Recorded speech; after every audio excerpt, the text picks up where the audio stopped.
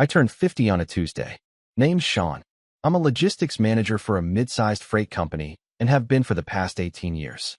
Nothing glamorous, nothing worth a Netflix documentary, just honest work, steady pay, and enough discipline to keep trucks on the road and customers off my back. I'm the guy who remembers birthdays, who books the hotel early, who refills the fridge before it's empty. You don't really notice men like me until we're gone.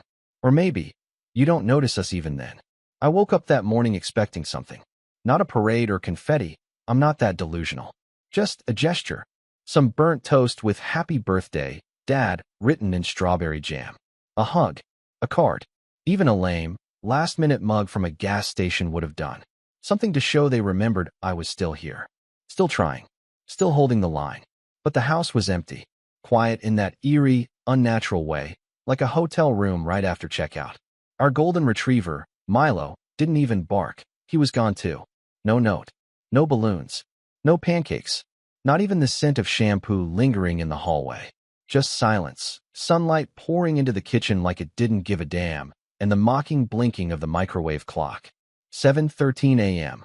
Happy birthday, Sean. At first, I thought I'd gotten my dates mixed up. Maybe my wife, Laura, had taken the kids, Sophie and Tyler, on one of those early Saturday soccer tournaments, and I was just groggy. But no. Tuesday. Calendar on the fridge still had Dad's 50th, written in green marker from 3 weeks ago. Underlined twice. I stood there for a full minute, trying to piece it together. The fridge was emptier than usual. The keys to Lara's SUV were gone. Her overnight bag, missing. The kids' backpacks too. I checked the garage. Both cars gone. Milo's leash was missing from its usual hook. It hit me slowly. Like cold water running down your back instead of being splashed in your face. They left. Not for good, maybe. But they left. Without me. I didn't panic, not right away. I texted Laura. Hey, where'd you guys go? Try to keep it breezy. Cool. Like I wasn't already scanning for signs of a surprise party. Maybe they were picking up my favorite cake from that bakery downtown. Or heading to a breakfast place. Something big planned. No reply. I texted Sophie. Did Mom take you somewhere? Nothing. Called Tyler. Straight to voicemail. By 10 a.m., I was pacing. By noon, I stopped checking the window every time a car passed. I canceled my lunch reservation. I canceled my dinner one too, the one I made for the four of us at that steakhouse where Laura and I used to go before we had kids. I didn't want to sit there explaining to the waiter that no, my party wasn't just late, they weren't coming. By evening, I gave up. I heated up a frozen lasagna that had been in the freezer for 6 months and poured myself a glass of scotch that I'd been saving since I turned 40. It tasted like guilt. Like bitter herbs soaked in regret. I ate on the back porch. Alone. At 9:41 p.m., I got a text from Sophie. Happy birthday, BTW. Also, can you help with my car payment? Mom said you might. No punctuation. No apology. Just an ask.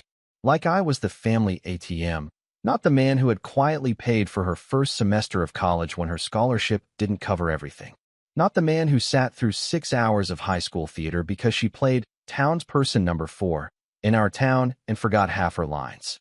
Just, can you help? That's what I was to her now. Not even worth the capital Y and U. I stared at that message for a long time. Thought about all the birthdays I'd planned for them over the years. Thought about the times Sophie cried because I'd forgotten to pick up the blue frosting instead of green. Thought about Lara's 40th birthday, when I rented that Airbnb with the fireplace and the stupid antique bathtub she loved. Thought about all the mornings I woke up early so everyone else could sleep in.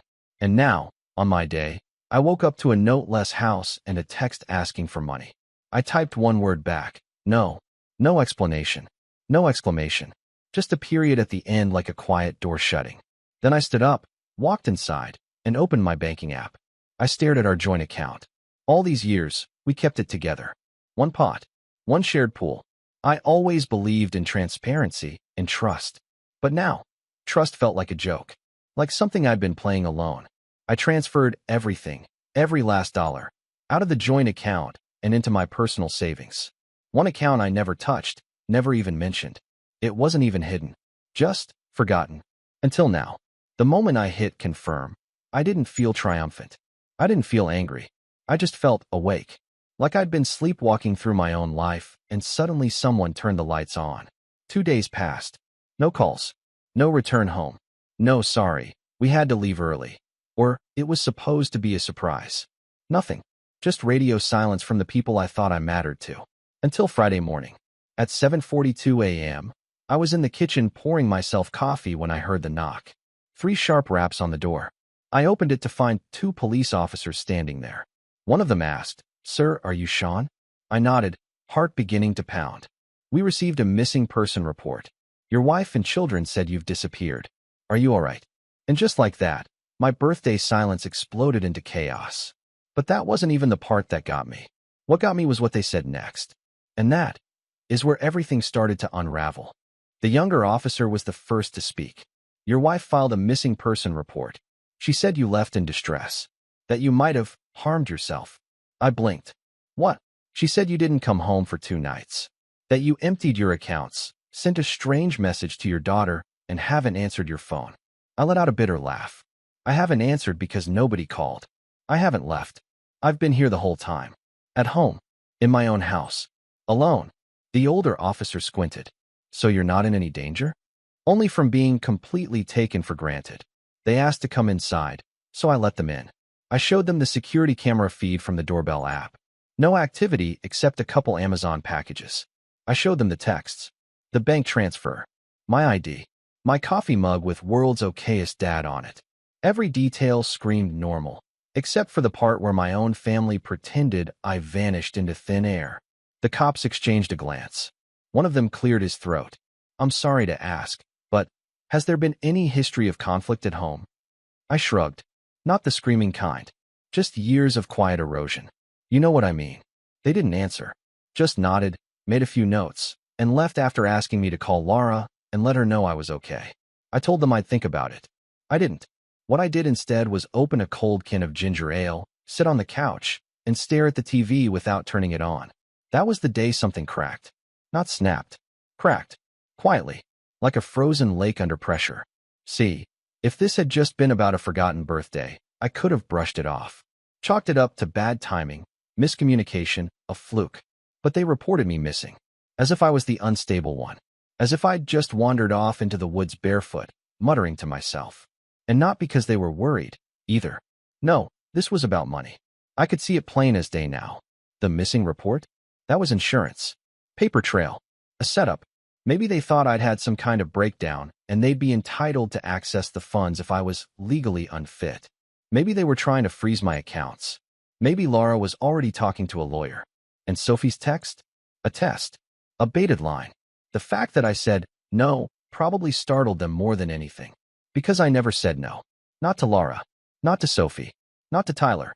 I was the reliable one. The doormat with a steady paycheck. I'd never questioned it before, but now it all looked different. That afternoon, I went upstairs and opened the top drawer of my old oak desk, the one Laura always called Clutter Central. I hadn't really gone through it in years. But in the back, under some expired warranties and old birthday cards, I found what I was looking for. The deed to the house. In my name. Sole owner.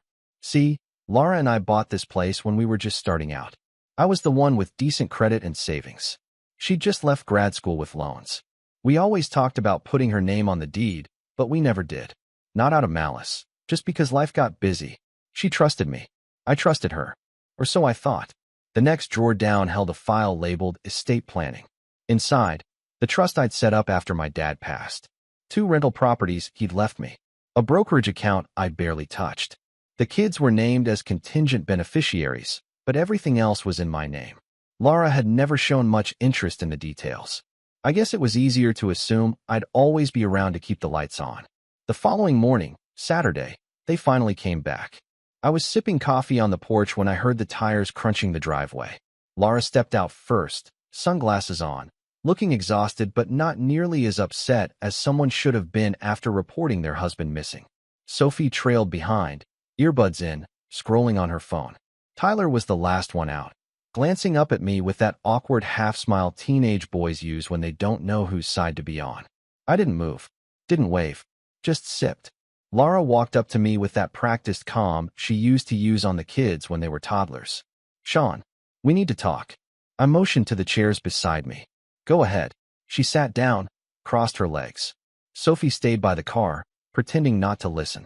Tyler hovered near the porch steps. I didn't know how to get through to you, Laura said.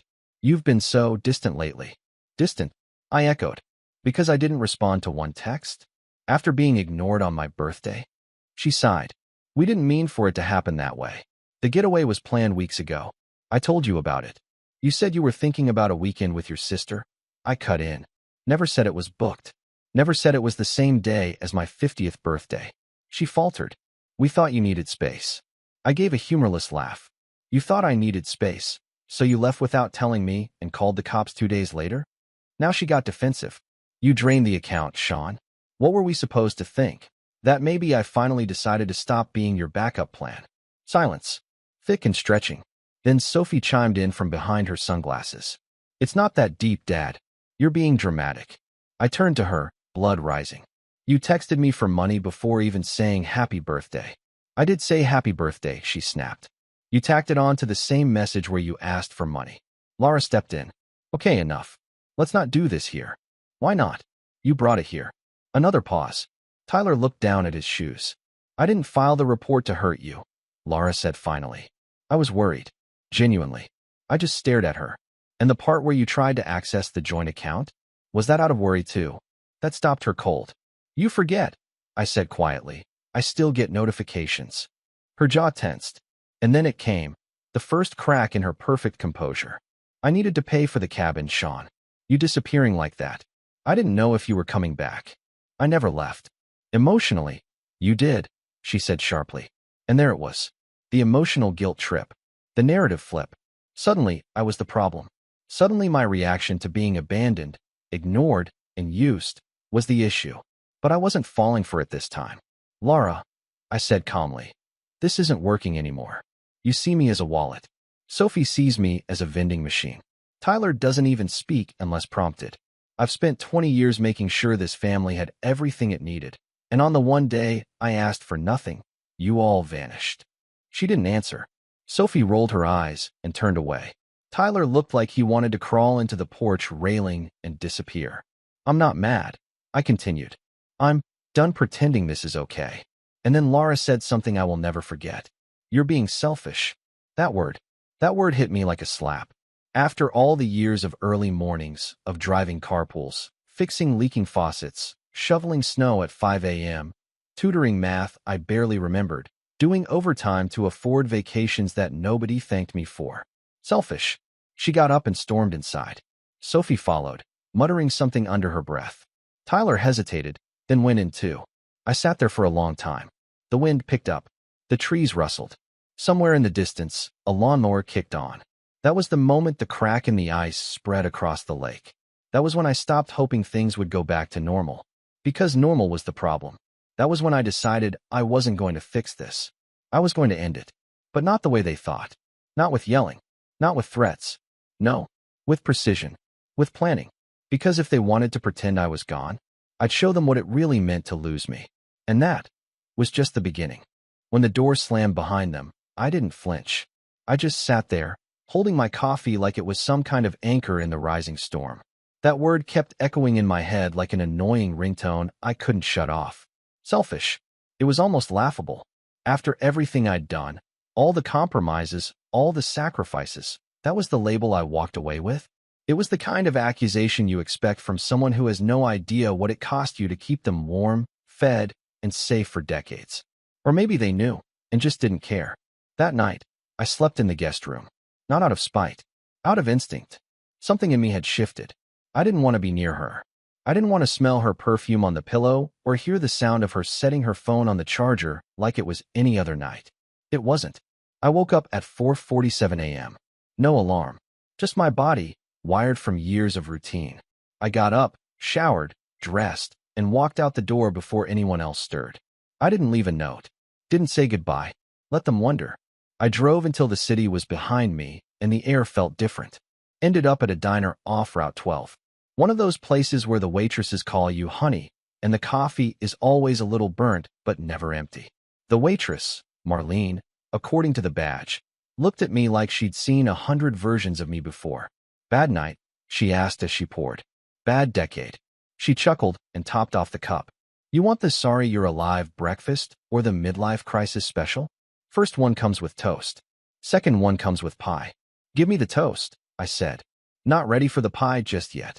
She nodded like she understood. I stayed there for hours, watching trucks roll by, listening to the hum of the kitchen, thinking. By noon, I'd made a decision. I called into work and took a personal day, my first in over a year. Then I drove home, parked outside, and just sat in the car. I didn't want to go back inside. That house, once filled with laughter and school projects and Sunday morning pancakes, now felt like enemy territory. But I had to go in eventually. Laura was in the kitchen, scrolling on her phone with a mug in hand. She looked up when I walked in. Where were you? She asked. I needed air. We were worried. No, you weren't. You just didn't want to lose control. She opened her mouth, but I held up a hand. Don't. Not now.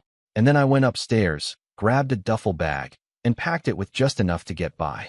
Some clothes, my toiletries, my laptop, a few books. I left the wedding photo on the nightstand. Didn't even look at it. Tyler saw me on the stairs. Where are you going? I paused. Somewhere I can think. He nodded, but didn't ask more. That kid. He had more emotional intelligence in his silence than the rest of them had in their words. I checked into a modest hotel about 20 minutes away. Nothing fancy, just quiet, clean, neutral.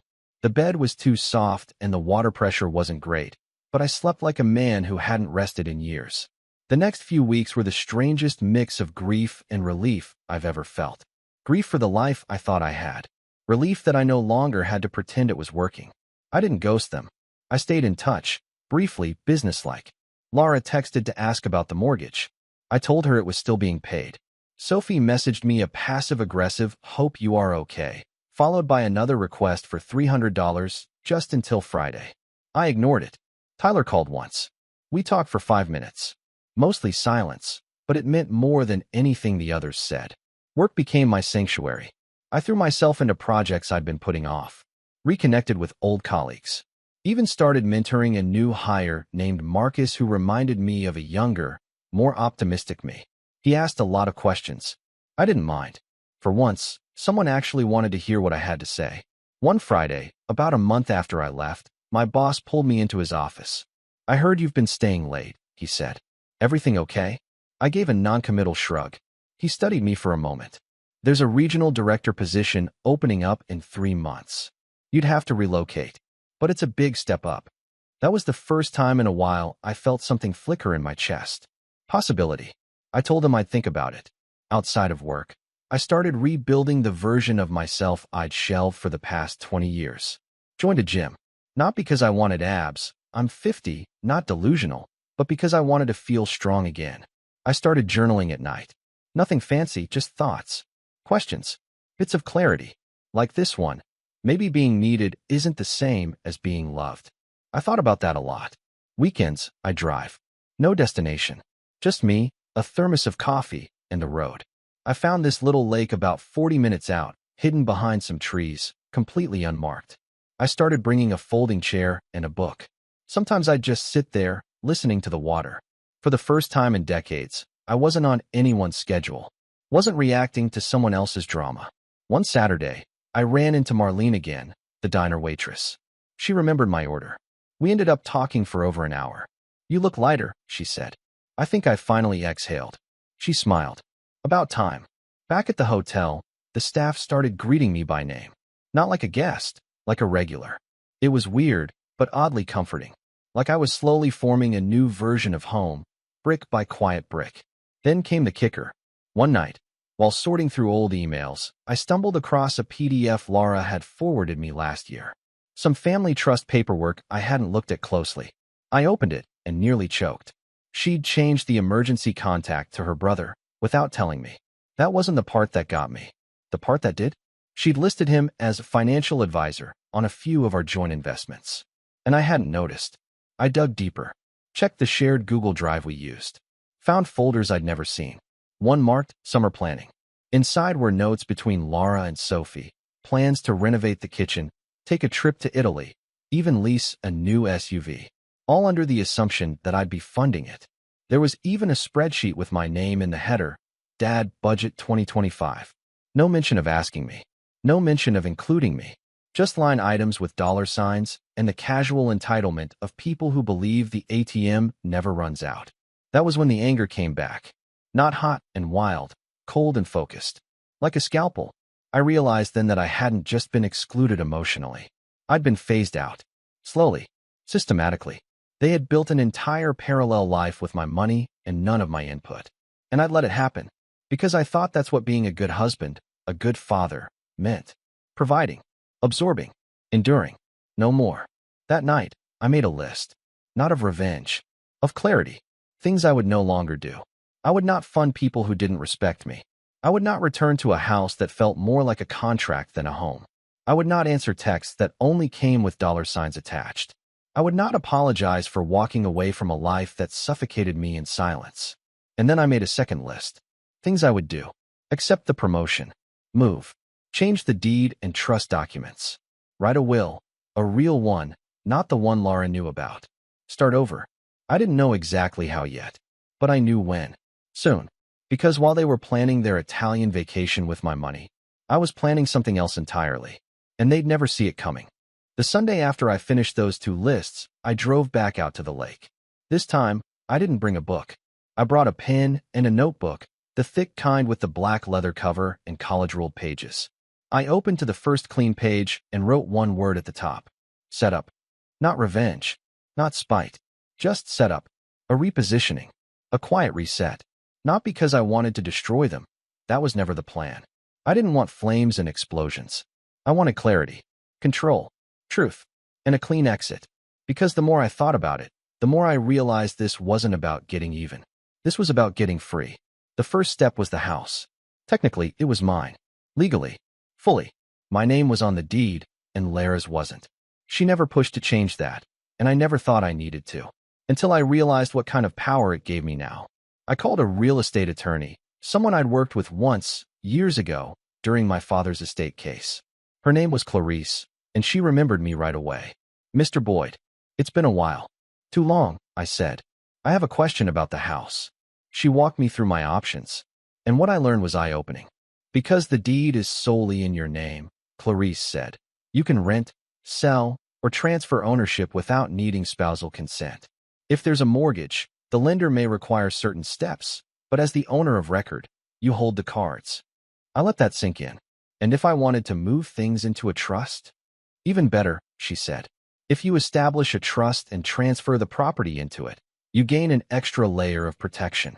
Just be mindful, depending on your state, any changes in residency or marital status could complicate things later. Perfect, I said. By the end of the call, I'd scheduled a follow-up to draft a new living trust. One that didn't include Laura, Sophie, or Tyler.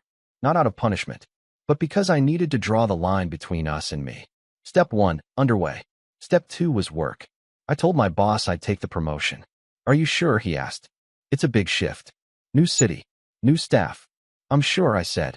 I've got nothing tying me down anymore. He nodded. You'll be great. The new role started in 2 months. That gave me a runway, not just to plan, but to disappear cleanly. No fireworks. No messy scenes. Just a vanishing act. I kept it quiet.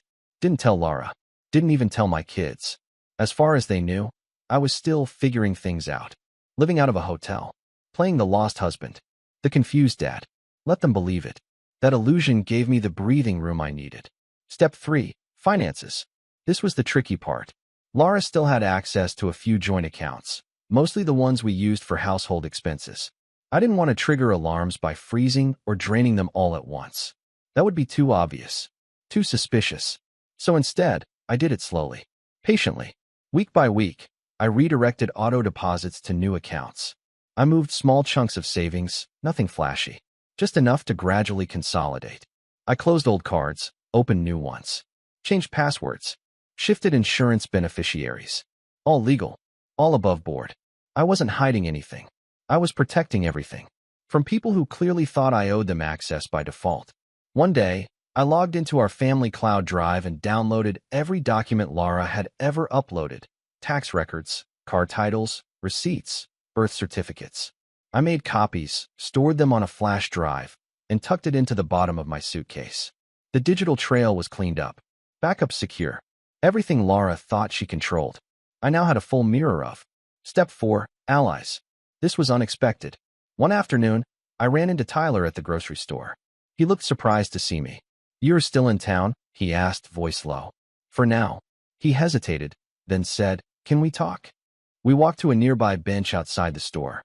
He stared at his shoes for a long time before speaking. "Mom told everyone you abandoned us," he said.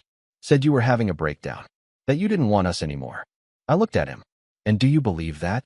He shook his head. "Not after the cops came. Not after I saw the way she talked about it. Like it was a joke." My heart clenched. "I never wanted to hurt you." "I know," he said. "That's why I'm telling you something." He pulled out his phone and showed me screenshots. Messages between Laura and her brother.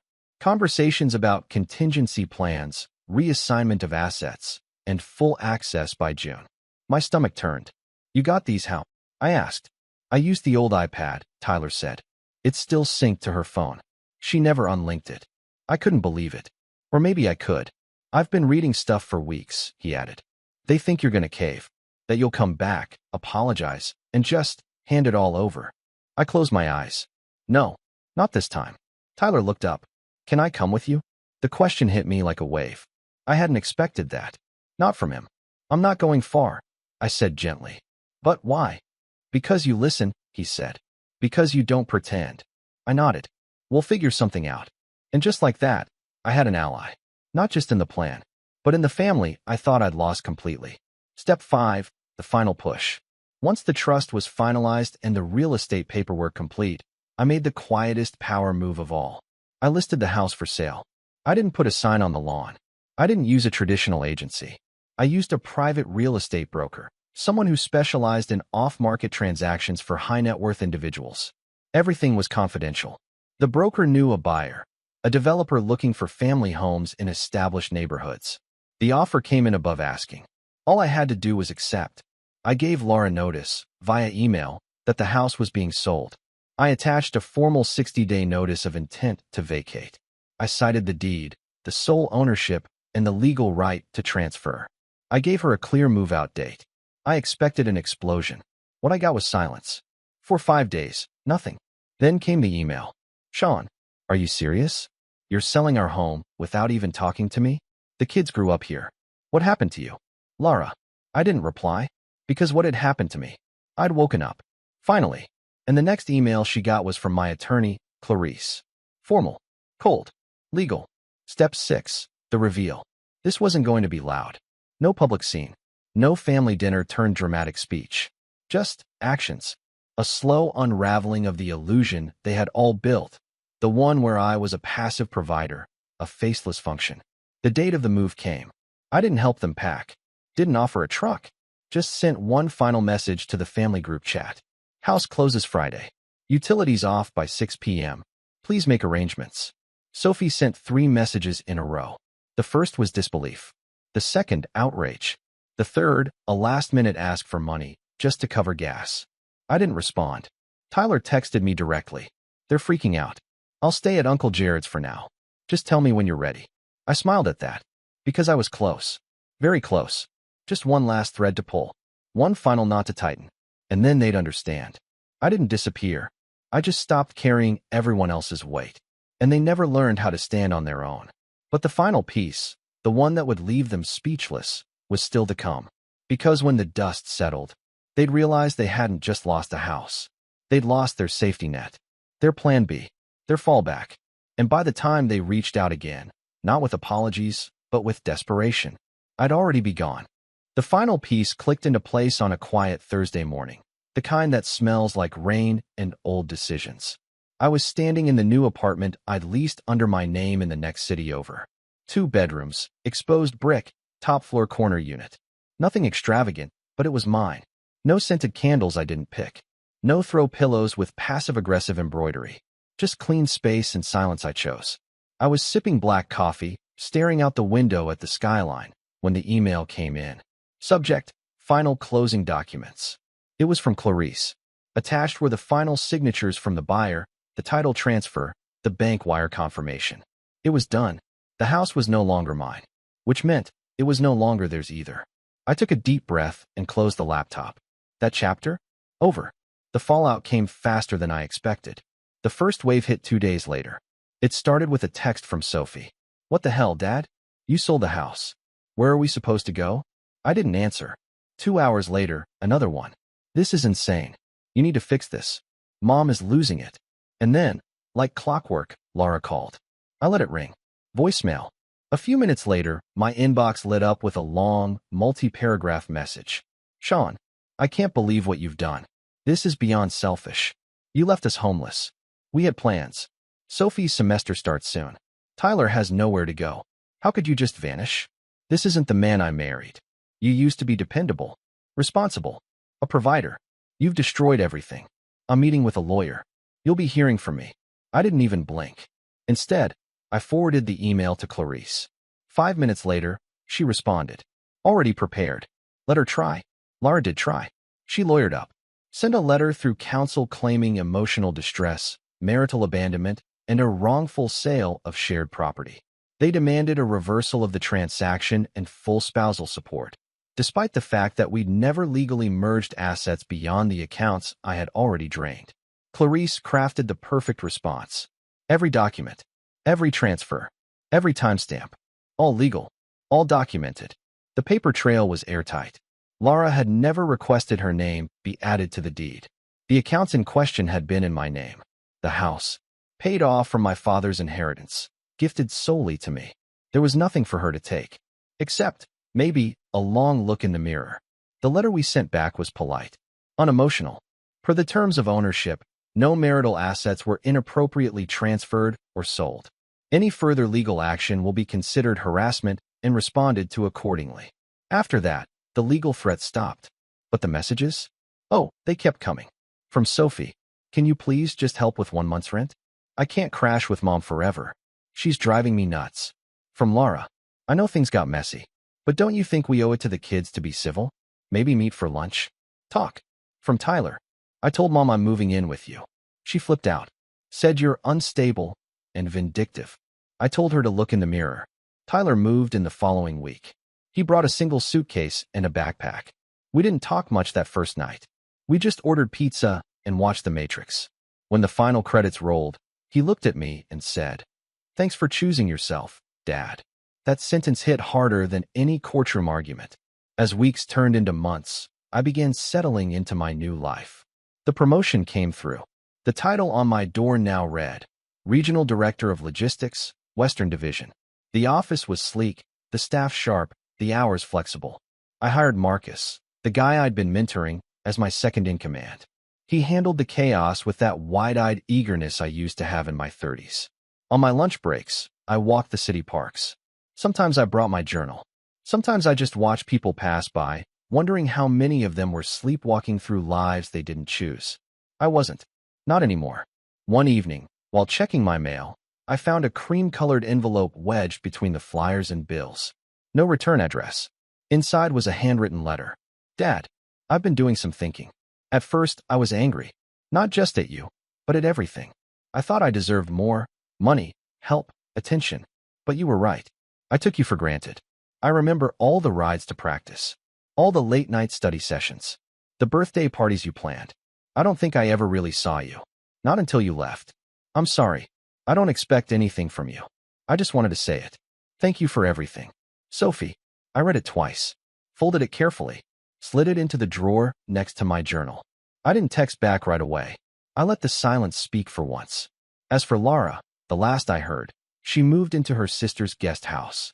She tried applying for a refinance loan, probably to buy a place of her own, but with limited income and shaky credit, it didn't go far. I know this because a mutual friend of ours, Amanda, still worked at the local bank branch and quietly told me. She came in furious, said you sabotaged her future.